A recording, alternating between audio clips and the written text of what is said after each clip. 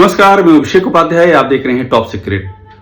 राम मंदिर चढ़ावा चोरी मामले में एसआईटी ने प्रारंभिक जांच पूरी कर ली है और अब सबसे बड़ा सवाल यही आ रहा है कि क्या होने जा रहा है।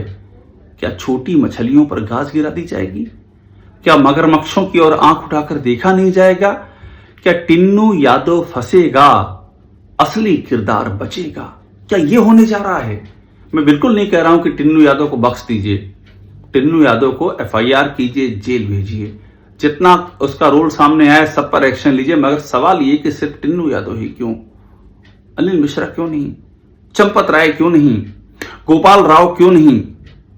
और इनके ऊपर जो बैठे हैं बड़े पदाधिकारी संघ के, जिन्होंने तैनात किया इनको, जो ऊपर से मॉनिटरिंग कर रहे थे, क्या उनको नहीं पता चला? मैं आपको एग्जाम्पल दे रहा हूं। मैंने इंटरव्यू किया इंजीनियर दीनानाथ वर्मा का, जिन्होंने मेरे इंटरव्यू में कहा कि 40% कमीशन मांगते थे अनिल मिश्रा, जो ट्रस्टी हैं। एसआईटी को चाहिए था कि दीनानाथ वर्मा के पास चली जाती वो, क्योंकि दीनानाथ वर्मा तो प्रयागराज रह रहे हैं।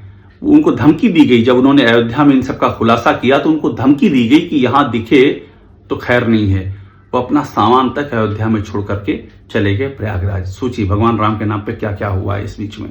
तो वो तो आने से डर रहे हैं। एसआईटी ने उनको कांटेक्ट जरूर किया। हमारी स्टोरी के बाद एसआईटी ने उनको कांटेक्ट किया और कहा अपनी बात कही। उनका कैसे कहूं, मैं अयोध्या कैसे आऊं, ये सिक्योरिटी देंगे आप? अभी तक एसआईटी ने इसका कोई रिप्लाई नहीं दिया कि कैसे सिक्योरिटी देगी वो। अब वो हमारे इंटरव्यू को देख करके शायद कुछ उससे फैक्ट लें और अपने आप ही वेरीफाई कर लें क्या सही है क्या गलत है। लेकिन इंजीनियर वर्मा ने अपने इंटरव्यू में बड़ी अहम बात की। उन्होंने कहा कि वीएचपी के दिनेश जी आए थे। दिनेश जी कौन है? दिनेश जी वीएचपी के संरक्षक हैं, बहुत बड़ा पद होता है। वो आए तो दिनेश जी ने उनसे पूछा इंजीनियर वर्मा से कि क्या चल रहा है। इंजीनियर वर्मा के मुताबिक दिनेश जी को भी भनक थी, तो इंजीनियर वर्मा ने सब बता दिया कि देखिए यहां तो कमीशन खोरी चल रही है, ट्रस्टी के नाम पे कमीशन मांगा जा रहा है 40%। और मैंने जब चंपत राय को बताया तो चंपत राय ने कहा कि सब चोर हैं, आप अपना काम करते रहो, ज्यादा ज्यादा दिमाग मत लगाओ। इनकी इस चोरी को रोकने कोई तैयार नहीं है, सब आंखें मूंद कर बैठे हुए हैं।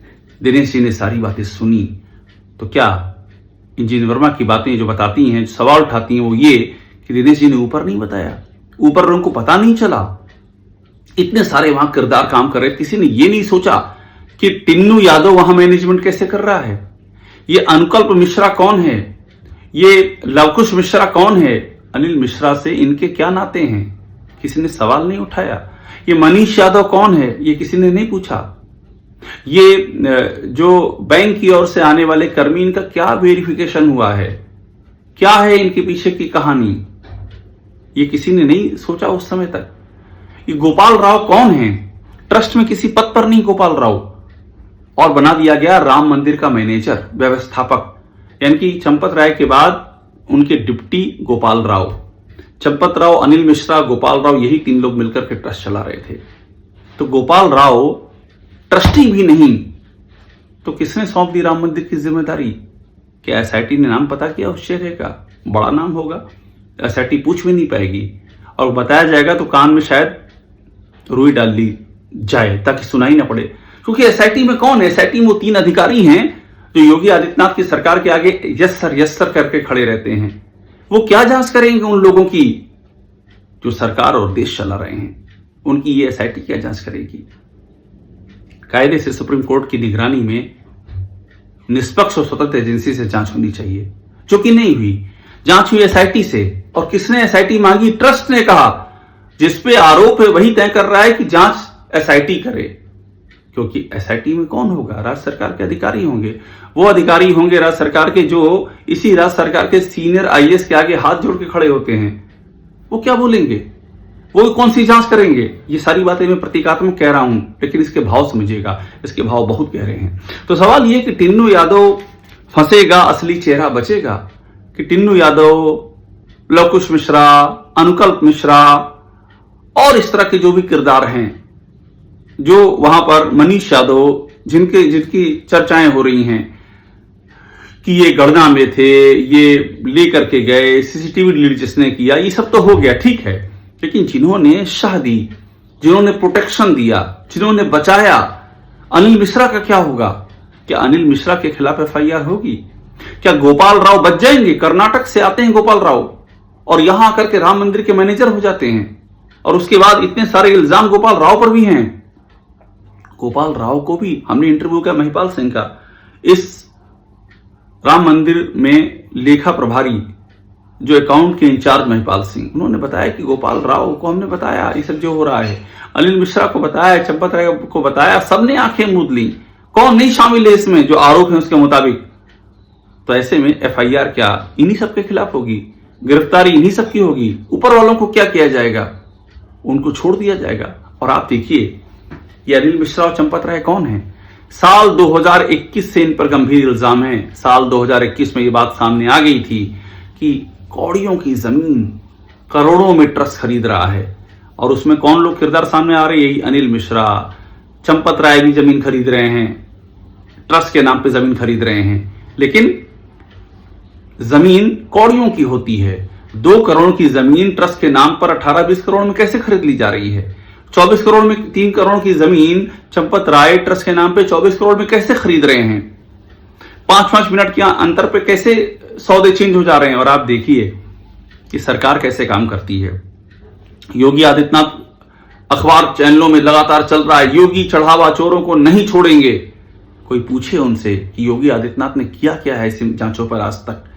2021 में जमीन घोटाला सामने आ गया था। मैं घोटाला इसलिए कह रहा हूं क्योंकि घोटाले के सारे तत्व इसके अंदर हैं और बाकायदा ये आरोप लगे हैं। एक योगी आदित्यनाथ ने कमेटी गठित की, RS Mishra committee. RS Mishra यानी कि जो रेवेन्यू में विशेष सचिव थे। आरएस मिश्रा रिटायर हो गए, उनके अंडर में जो डिप्टी सेक्रेटरी थे वो भी रिटायर हो गए। आज तक रिपोर्ट नहीं आई है, आज तक टिल डेट कोई रिपोर्ट नहीं आई है।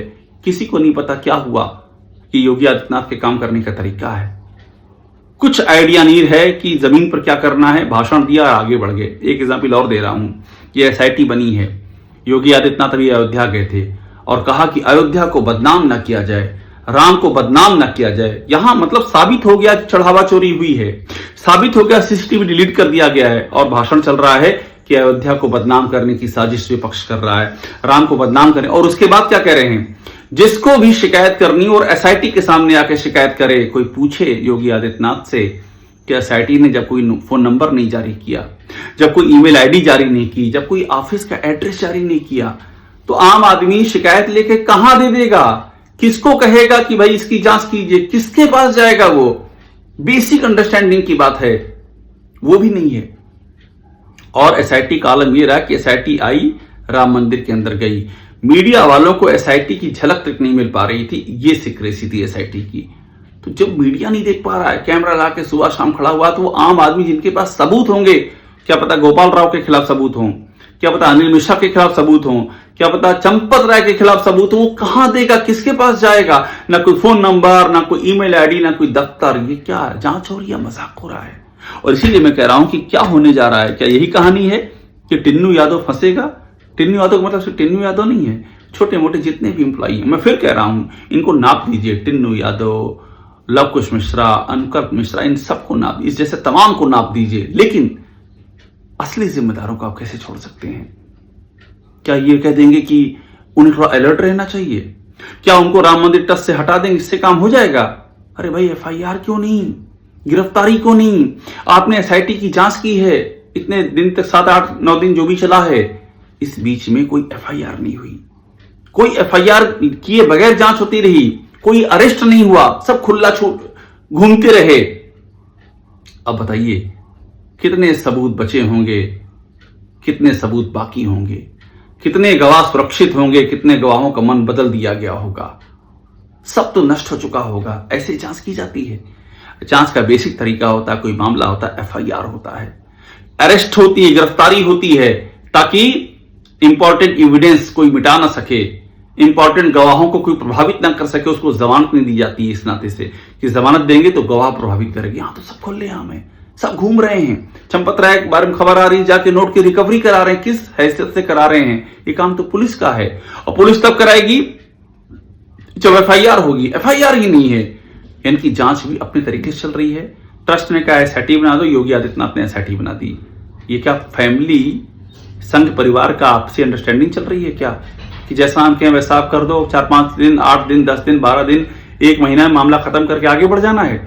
2021 में जमीन घोटाला जमीन का मामला हुआ तब भी आपने यही किया, कोई जांच नहीं की, आज भी यही कर रहे हो और आप कहते हो कि जीरो टॉलरेंस की सरकार है। यही असली कहानी है कि आखिरकार कौन फंसेगा और कौन बचेगा। टॉप सीक्रेट देखते रहिए, लाइक कीजिए, सब्सक्राइब जरूर कर लीजिएगा। सारी बड़ी कहानियां राम मंदिर की, इस चढ़ावा चोरी की हमने यहीं ब्रेक की है, सबसे पहले बताया है, सारे अहम किरदारों को हम सामने लाए और उसके बाद तमाम मीडिया ने उन्हें उठाया है। मकसद सिर्फ इतना है, प्रभु श्री राम की मर्यादा की स्थापना हो और जो सत्य है वो सत्य सामने आए।